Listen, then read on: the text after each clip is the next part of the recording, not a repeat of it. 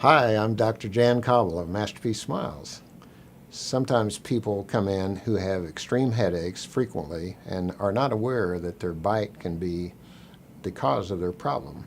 And the reason for that is they are grinding their teeth at night, which is called bruxism, and puts extreme forces on the teeth and the muscles around the face and neck. So the solutions are making a bite appliance to wear at nighttime to protect the teeth or to restore the teeth thoroughly to their original condition and correct the bite that way to eliminate all that intense pressure on the teeth and therefore eliminate the headaches. Give us a call, we'll get you in and evaluate you, see if you would benefit from having your bite corrected.